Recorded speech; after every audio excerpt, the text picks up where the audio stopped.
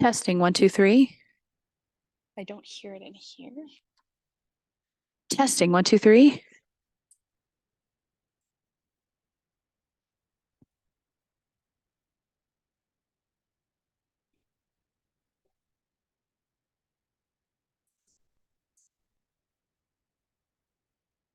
What? Can you show me your settings for your TV? Yes, that's. Or is that what you're thinking? No, Or just you mean like the actual? Yeah. Oh, sorry, down here. Wait. Sorry, I can't see it. There you go. Right. There it is.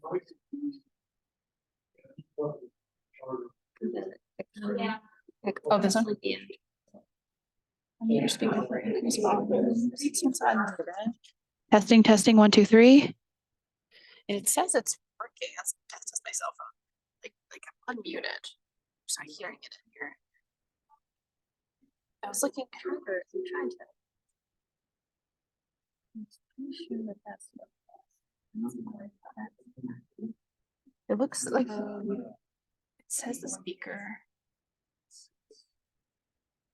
Just try. Testing, testing, 1, 2, 3. Testing, 1, 2, 3. Testing, 1, 2, 3.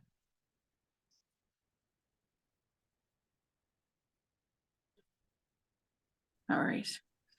Oh, testing, 1, 2, 3. So it's. So let's try this one. Testing, 1, 2, 3. Testing. I think that's one I was just on, right?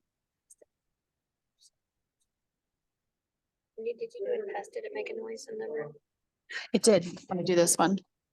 Testing, 1, 2, 3.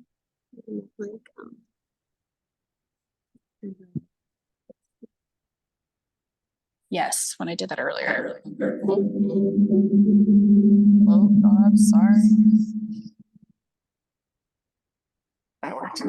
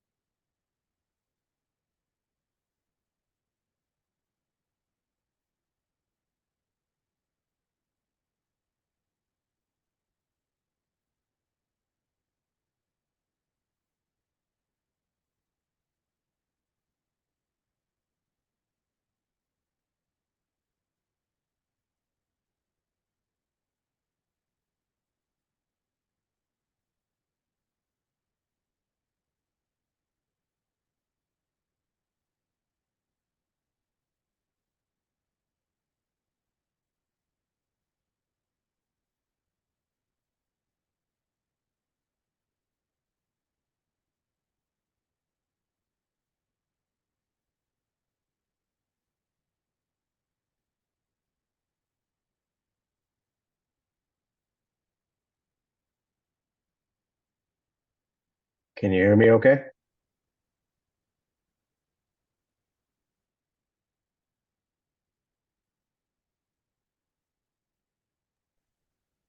Can you hear me okay? Welcome everyone to the March 5th Board of Adjustments meeting. The meeting is being recorded. If everybody would stand for the pledge.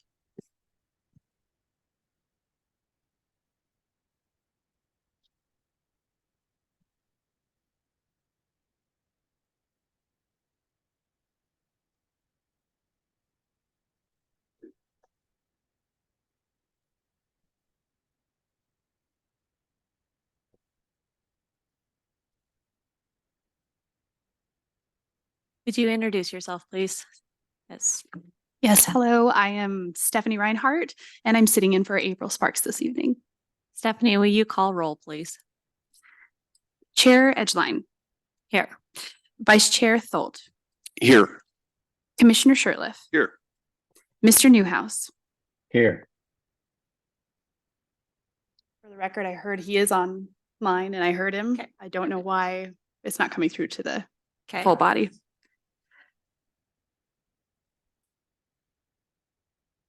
Like this. Thank you. Sorry, Mr. Newhouse, can you repeat yourself? I am here. Perfect, thank you. Mr. Top Here. and Miss Beckwith?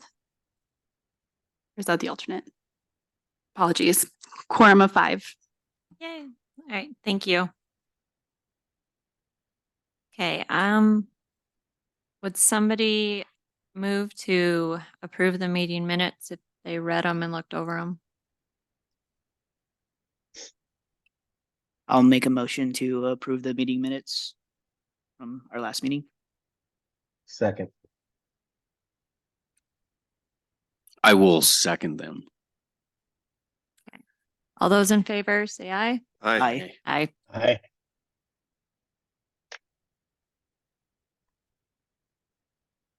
All right, Kyle, would you start with the first presentation, please?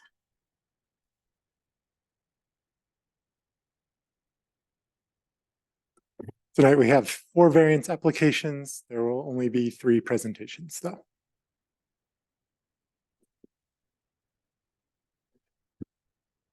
As usual, we start with the variance review criteria pursuant to section 11-5-5C of City Code.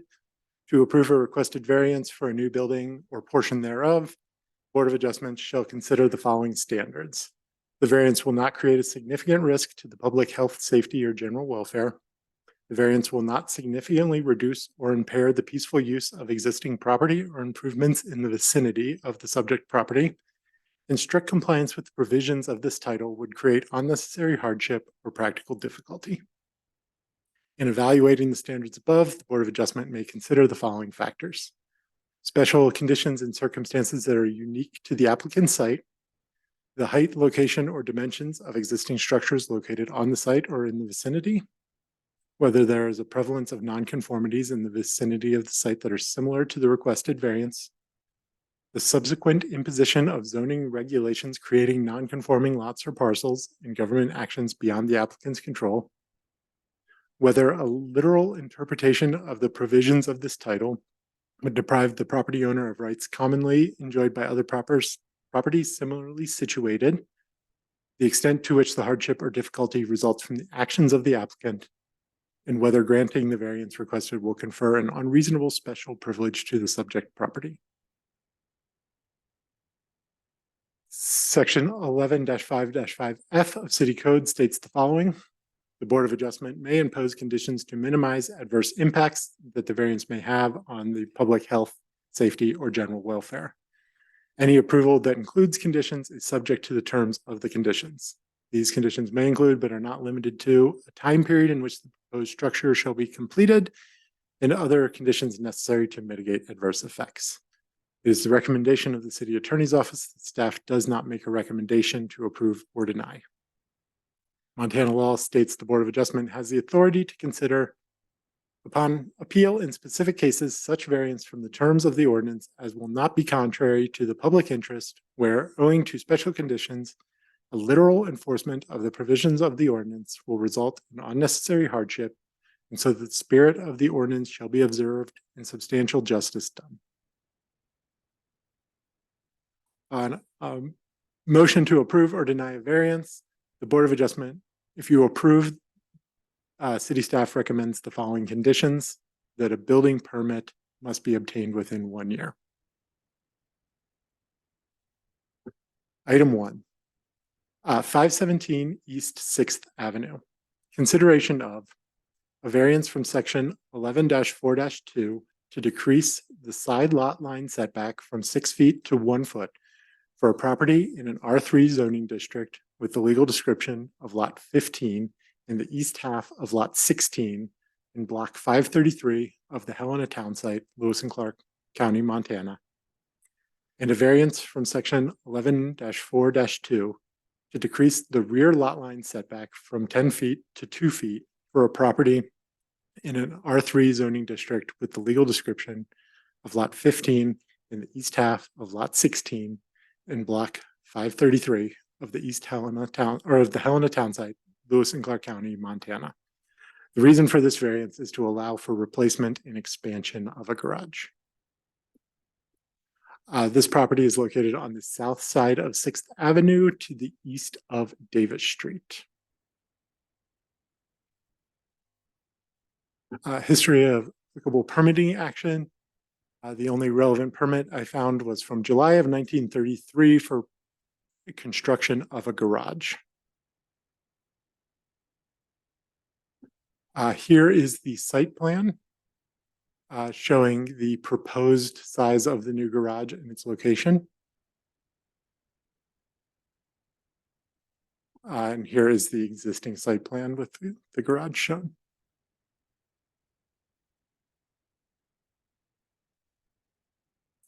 Here's the plat. It's in 533 there along Davis Street in what was called 10th Street at that time. More confusing maps of Helena. Here's the existing house and the garage as it sits now. Surrounding area, the upper left, there is what is being commonly used as an alley that dead ends at the property. This is not platted as an alley. This is through the parcels there. It has obviously been commonly used for a long time and the city uses it, but it is not actually an alley. The upper right and lower two pictures are just showing, as is typical of these neighborhoods, the common zero or very minimal setbacks of garages. The variance will serve the following purposes: to work with existing site conditions. As I said, there is technically no alley access to the property. The existing driveway and house location limit the options for a new garage. The expanded garage will allow for better use of modern vehicles, as is typical of these requests, and a new garage will improve the foundation that is deteriorating. Comments from city departments.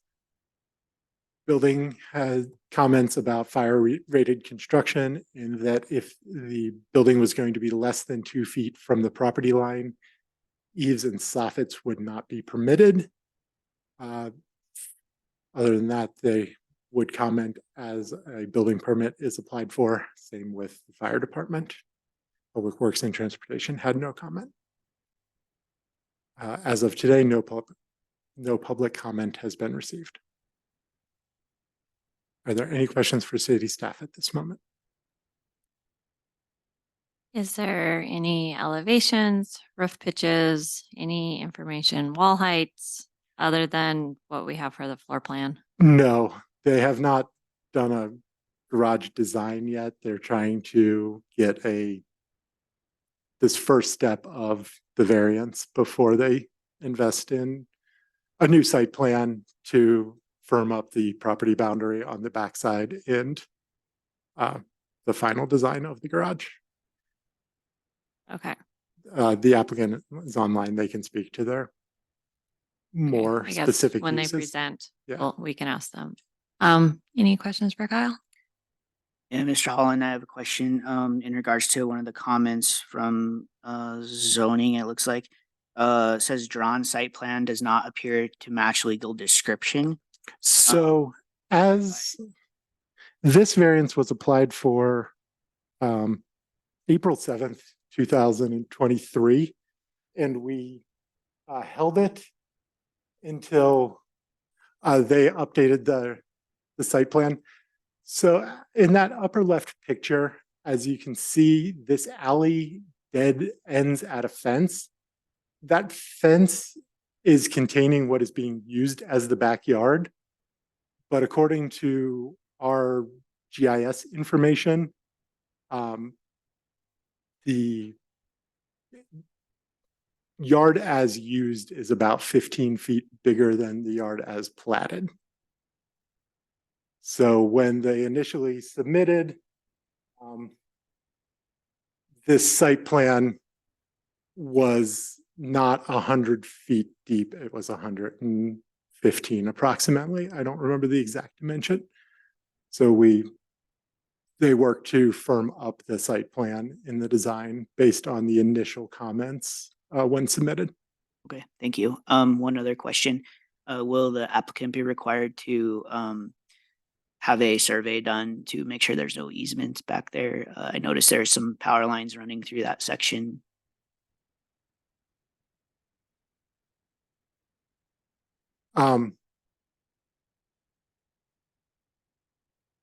Building department requested a survey to establish that. We don't necessarily require a survey for the power line easements if they are abiding by the general standards of setback that Northwestern requires. But will that be reviewed during the During the building permit. permit review? Okay. Yeah. Any further questions? I don't have any questions. Thank you, Kyle. Thank you. Thank you. The applicant like to present or speak? Chair, I apologize. I am working on getting a issue fixed. The online attendees cannot see the presentation. Yeah. I do have it on now where if there is, the applicant is online, that they are welcome to speak now. But I'm not seeing a hand raised. Would that be for, okay. There we go. Mr. Christensen, you are able to speak. Okay, thank you. Hi, my name is Brady Christensen. First, I want to say thank you to Kyle for putting together and presenting this information and for the board for listening to it. Like he had mentioned, we're just trying to get the preliminary steps taken before we invest in getting a site plan drawn up. Of course, that'll adhere to all building codes, fire codes, whatever else is needed. So if the board has any questions, I'd be happy to answer them the best I can.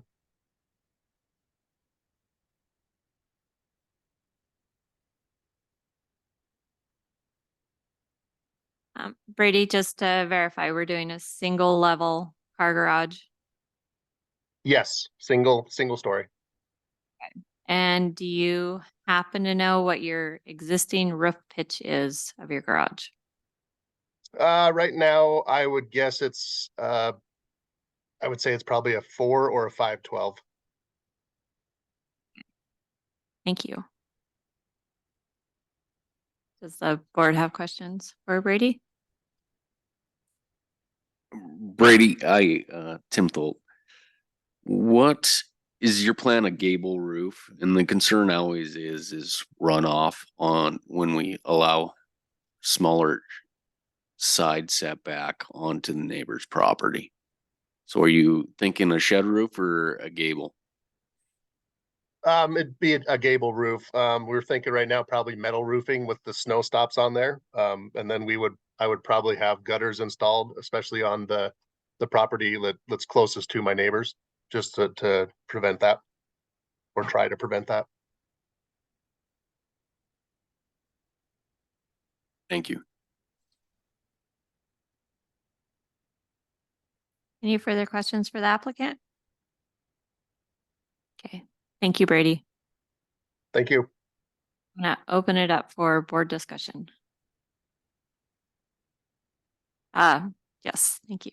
Public comment on the garage. Don't see anybody in the room. Is there anybody online? Madam Chair, I see no hands raised online. All right, thank you. Now I'm gonna open it for board discussion.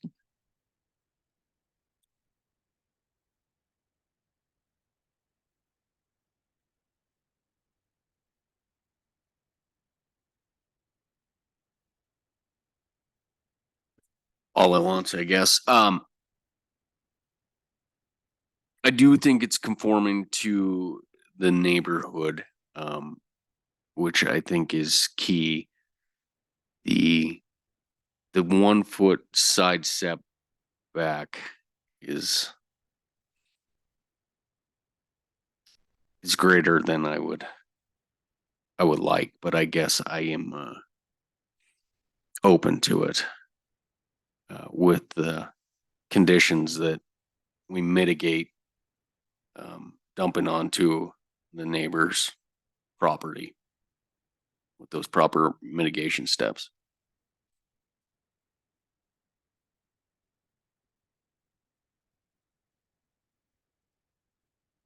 I agree with you on the mitigating factors with the runoff.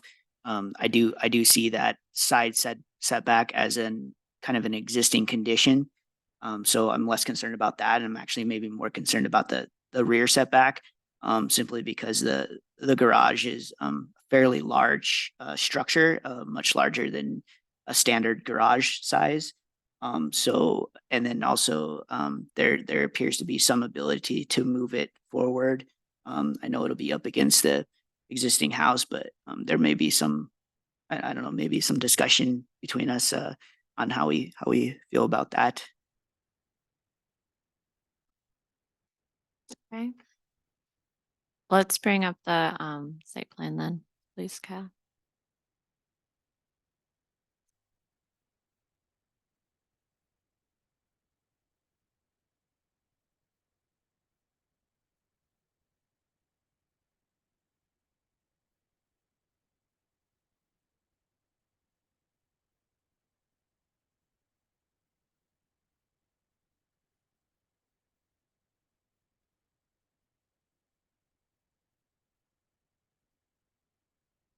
Yeah, I guess I would concur with Brian that I guess moving that garage forward 8 feet to meet that rear side setback. I guess at this point, I guess I would be missing the hardship that the applicant's causing or seeing that part of the criteria that we have.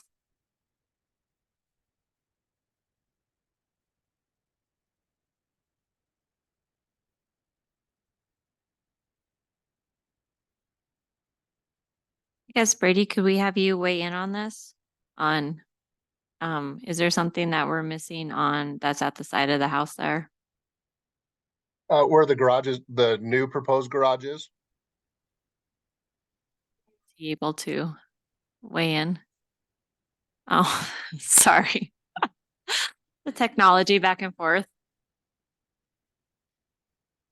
Can you hear me? Yes, thank you. Okay. So I think your question was on the rear setback, is that correct? Yes. So I think Kyle had mentioned it. So when I initially did the site plan, I measured the property at 111 feet and some inches, and the garage was moved back all the way up to the retaining wall that is in our backyard. And then since the deed is 63 feet by 100, we changed that site plan to fit the deed and moved that garage forward. So although the property line is in the back where it is, there actually is 11 more feet behind that. So someone brought up an easement with the power line, and as it's drawn right now, there would still be plenty of room throughout the back coming in from that alley there. Does that answer your question?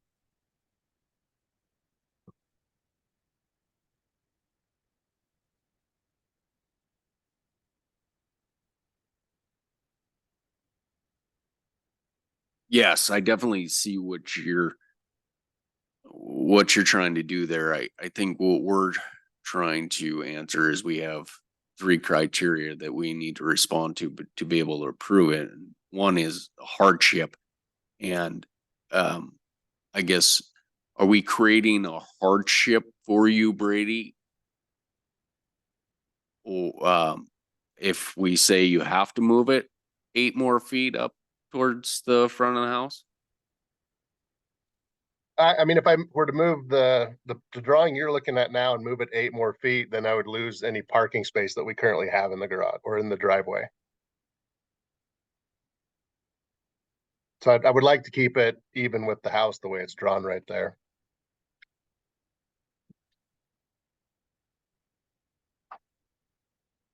And one more thing, so the neighbor to the west, they do have a garage that's built fairly close to the property line as well.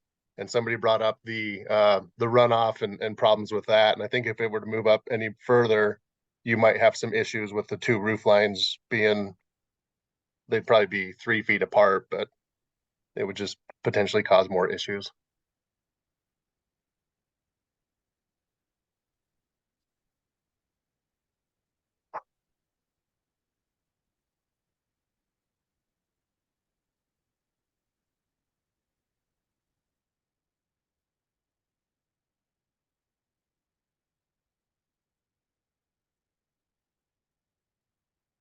Any more discussion? Kim, are you still mulling that over? No, I think I'm good. Thank you. Okay. No discussion?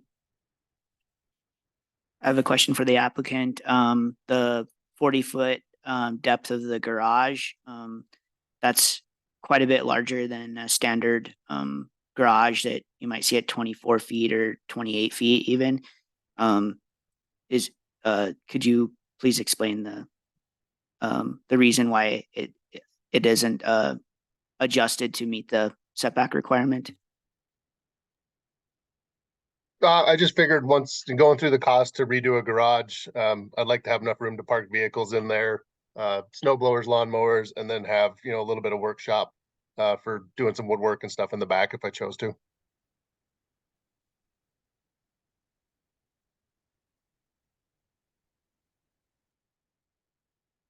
Thank you.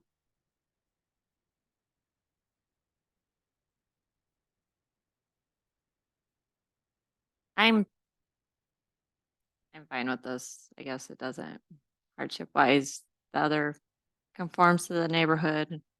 I understand it's a little bit bigger and it was built in 33, so it'd be nice I can understand wanting to expand and do it once as opposed to add on later.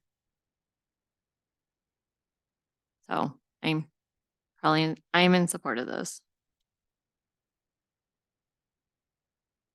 I'm in support of it too. It's pretty cut and dry. I appreciate the clarification from the applicant with regards to the retaining wall. And the size of it after the explanation makes sense. So I'll more than likely be in support of this variance. I think the mitigating factor for me is the extra space in the back that is more than likely that easement or something along those lines. So that makes me feel better about approving that. Just wanted to get some clarification on that. I also would consider a condition for the roof runoff. I think we've conditioned that previously. So condition that there would be a gutter and or if it's a metal roof, the snow guards. Yeah.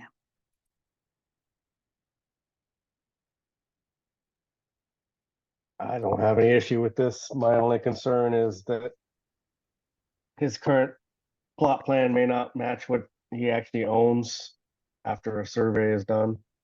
But if the building department's going to require that, then I guess that bridge will be crossed at that point.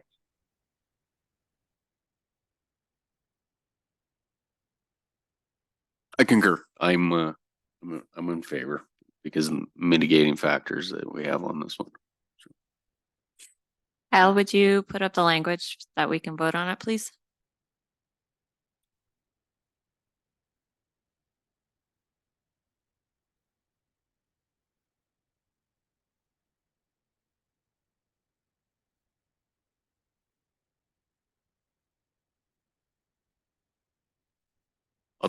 I'll take it. I will make a motion to approve a variance from section 11-4-2 to decrease the side lot line setback from 6 feet to 1 foot for a property in a R3 zoning district with the legal description on lot 15, the east half, lot 16, and block 533 of the Helena Town Site, Lewis and Clark County. from, oh, I already we already get that. Do we want to do both at once? And I will make a motion to approve a variance from section 11-4-2 to decrease the rear lot line setback from 10 feet to 2 feet for a property in the R3 zoning district with a legal description of lot 15 in the east half of lot 16 in block 533 of Helena Town Site, Lewis and Clark County, Montana. Second. With two conditions made to both variances: that one, a building permit must be obtained within 1 year, and two, that the side lot affected has mitigation factors put onto it for runoff from the roof. Second. All those in favor, say aye. Aye. Aye. Aye.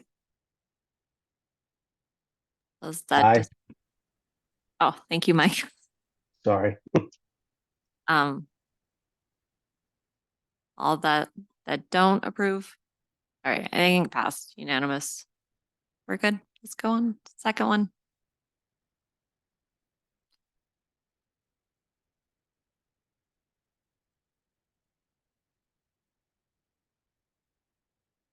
Item 2 this evening, the Twin Creeks Apartments, the northwest corner of Alice Street and Dorothy Street. Consideration of variance from section 11-24-5A to remove required screening for a tract in a commercial district that is adjacent to a residential district for a property in a B2 zoning district with a legal description of lot 5A, block 4 of the Sleeping Giant addition to the city of Helena, Lewis and Clark, or County of Lewis and Clark, State of Montana, as shown on the amended plat of said Sleeping Giant addition on file and of record in the office of the clerk and recorder of Lewis and Clark County, Montana, as document number 504523/A. The reason for this variance is to remove the screening requirement for a new apartment complex. Here is the property. As I said, is the northwest corner of Alice Street and Dorothy Street. An address has not been assigned to this property yet. To the north and west is B2. To the east is the R4 residential district that is causing this requirement for screening. To the south is county land. This is a vacant lot. The screening requirement was added in 2008. The auto body repair shop to the north and the Dodge dealership north of that R4 residential district predate this ordinance and do not have the screening to the residential properties. Here's their proposed site plan. The screening is the red dotted line on the east side of the plan there.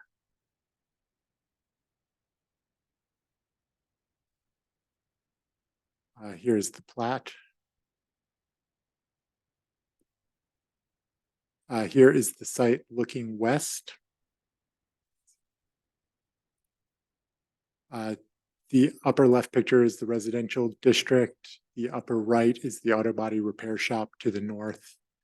The lower left is the commercial properties to the west of this parcel. And the lower right is the county land. It's commonly known as the Padbury property. This variance will serve the following purpose: to increase connectivity. The site is a B2 zoned property and will be used for residential use. The adjacent R4 property would trigger screening requirements. The applicant requests removal of the screening to allow for a more unified residential neighborhood. An additional variance is being requested through Public Works and City Commission to allow for curbside, sidewalk, and then boulevard for utility requirements. There was no comment from any city departments on this project. And as of today, no public comment has been received. Questions for staff? No questions. Mr. Holland, I have a question in regards to the screening requirement. What could you please explain further on the requirement, whether or not there's a design intent associated with it and what screening is allowed? It's not so much a design intent, but to create a barrier between dissimilar uses.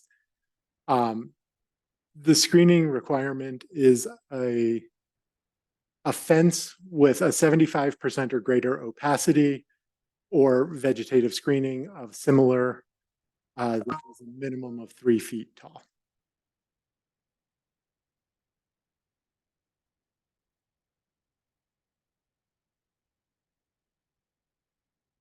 Thank you. Any further questions for Kyle? Okay, clarification. So we're voting on the screening and we're voting, No, that's you're coming on- later? No, Public sidewalk. Works variances go before City Commission. Okay, thank you. I'm glad we're not doing that. Thank you. Okay. Thank you, Kyle. Does the applicant want to make a presentation?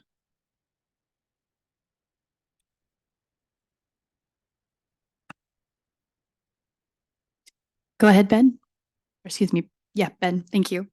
And Kaylina from our office is on the line too. I think it's pretty straightforward. There's, I mean, it just makes sense that between residential properties, you wouldn't have a fence, and having a fence along Dorothy Street would actually detract from the property than make it better. So, pretty straightforward request.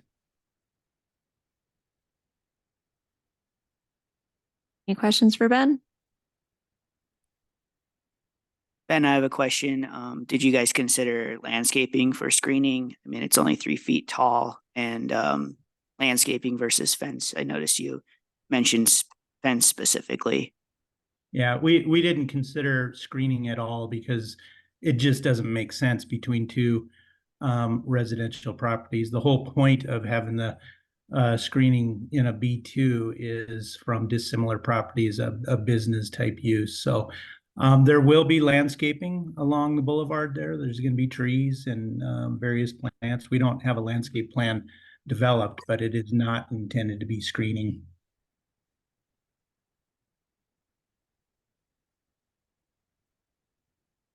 Any further questions for Ben? All right. Thank you, Ben. Is there any public comment?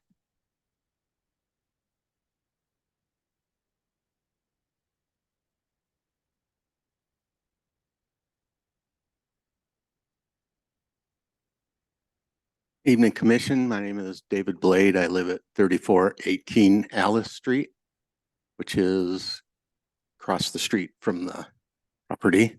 It's in the top left of the 4 photographs. You can see our residential area. Here to support the request of no fencing.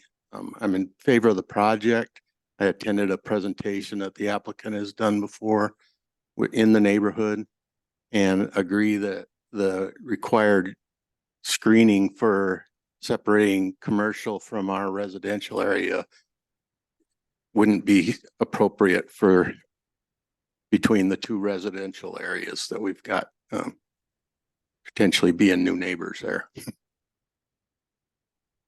Thank you. Is there any more public comment? Anything online? Madam Chair, I don't see any hands online. All right, thank you. Then I'm going to open it up for board discussion. I think this is pretty cut and dry for me. I'm very in favor of it. I think it just begs common sense on this. So I'll be voting yes. I concur with that. Absolutely. Common sense. Let's let that prevail. I also concur with that. How will you pull up the language for the vote?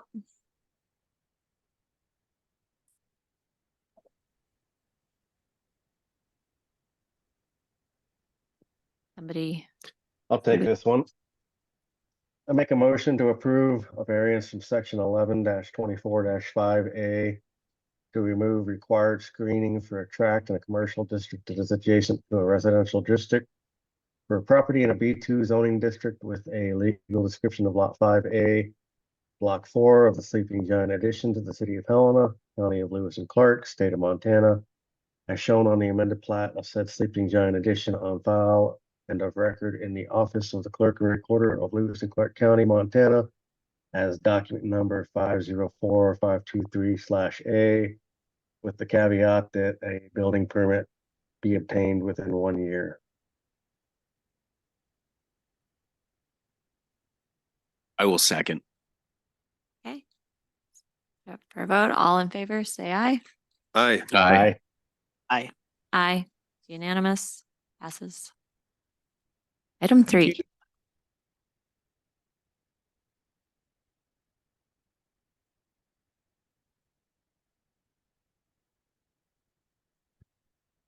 Item 3, 40 East Lindale Street. A variance from section 11-9-7A3 to decrease the minimum percentage of lot coverage from 50% to 35% for a property with a legal description of lots 1, 2, 3, 4, 5, and 6 of block 53 of the Central Addition number 3 to the city of Helena, Lewis and Clark County, Montana, together with the east 1/2 of vacated enclosed Jackson Street adjacent to lot 1, being the same premises referenced in the quitclaim deed recorded on August 4th, 2016 at document number 3293205, book M51, page 6955 in the office of Lewis and Clark County Clerk and Recorder. And variance from section 11-9-7B1 to increase the maximum lot line setback from 0 to 10 feet for a property with the legal description of lots 1, 2, 3, 4, 5, and 6 of block 53 of the Central Addition number 3 to the city of Helena, Lewis and Clark County, Montana, together with the east 1/2 vacated enclosed Jackson Street adjacent to lot 1. The reason for these variances is to construct a hotel where public utilities are lined along East Lindale Avenue, as well as accommodate visitors in the turning movements of emergency services. These variances were previously heard and granted at the February 2023 Board of Adjustment meeting. They expired last month. Yes. Here is the property. It is along East Lindale and kind of just to the east of the Lindale and North Last Chance Gulch intersection. History of applicable permitting, July of 2022, a demo permit for the previous structure. As stated, February 23, variances were approved for these same conditions. The submitted design requires 2 additional administrative adjustments, an adjustment to decrease the required ground floor primary street transparency from 50% to 47%, and to decrease the number of entrances along the primary frontage from 1 to 0. These adjustments were previously approved and are still active. Here is the site plan overall. And here is an expanded version of the site. The setback request is on the south side of this drawing from West Lindale Avenue.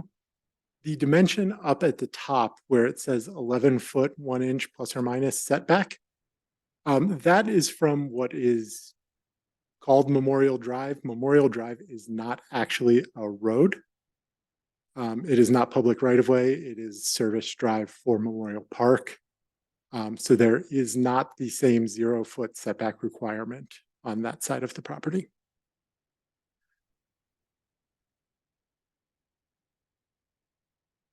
Here is the plat showing all of those with, as stated, lots 1 through 6 on the west side of the parcel is what is in question. Here is the lot looking west and looking east. These four structures make up the four sides of the intersection of North Las Chance Gulch and Lindale Avenue. They are all in the same zoning district. All of these are non-conforming with the setback in lot coverage requirements as stated in the current downtown code. This variance will serve the following purposes. There's overhead power lines along Lindale Avenue that require a 10-foot setback. And to allow for a parking lot for the hotel and for emergency vehicles, that has been worked out with the fire department that it maintains their minimum access requirements. Department reviews, building will review when it is submitted for a permit. Same with fire. Public Works and Transportation did not have comments. Again, as of today, no public comment has been received. Are there any questions for city staff at this time? I just want to make sure clear, has anything changed in this application since we saw it a year ago? Not substantially. We're looking at the same variances then. You're looking at the same variances. There have been slight changes throughout design development to the property, but the actual variance requests are the same. Fair. Thank you. Thank you. I have no questions. Okay, seen it before. Okay. you. The applicant, would you guys like to present?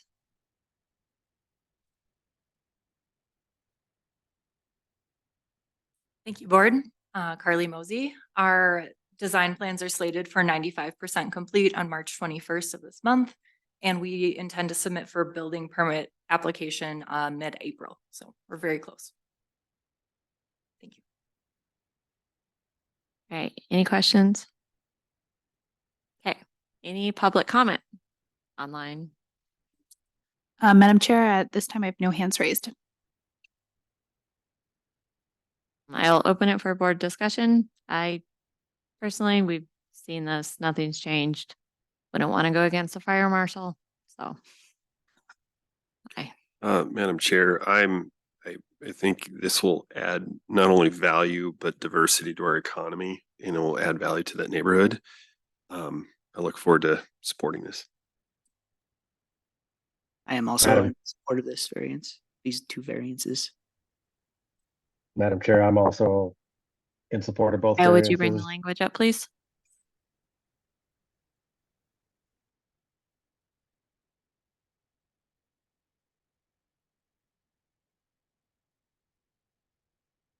Madam Chair, I'd like to make a motion.